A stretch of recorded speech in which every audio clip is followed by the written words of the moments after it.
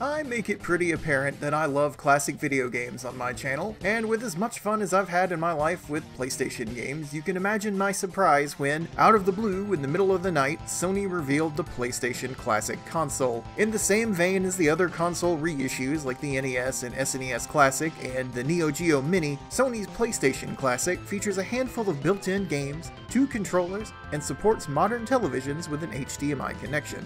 While the full library of 20 included games isn't announced as of this recording, the first 5 games to be revealed are Ridge Racer Type 4, Tekken 3, Wild Arms, Final Fantasy VII, and Jumping Flash. All 5 games are some of the best in their genre, with Jumping Flash being the oddball in the bunch. Still a fantastic game, but obviously more of a throwback inclusion than a game that people were nostalgic about. Wild Arms is another odd inclusion, but definitely a phenomenal game, and if they had announced this console without also announcing Final Fantasy VII's inclusion, I'm sure there would have been virtual riots on their message board. In an incredibly odd decision, and likely one to keep costs down, the 2 controllers included aren't in fact DualShock analog controllers. They're the original PlayStation controllers with just the D-pad and 4 face buttons. While most PlayStation games were perfectly playable without the DualShock, this omission does limit the amount of games that are compatible with the device. For instance, it wouldn't be at all possible to have Ape Escape or my personal favorite cooking simulator Ore no Ryori on this machine,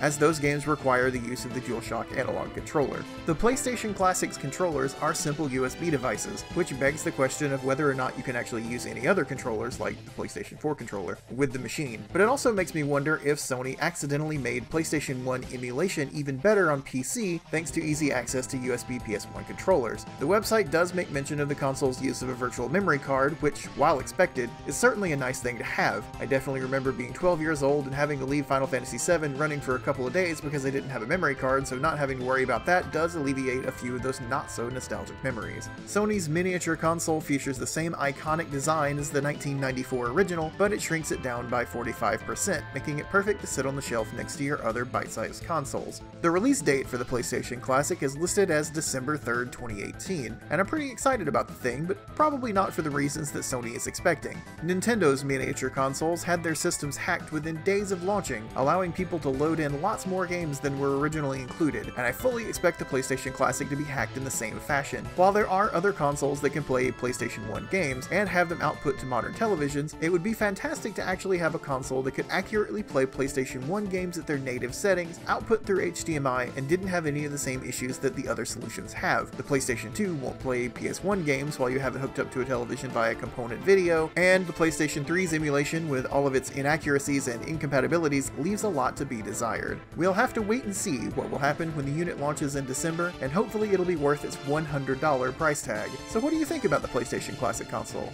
What games would you like to see on the device? Let me know in the comments.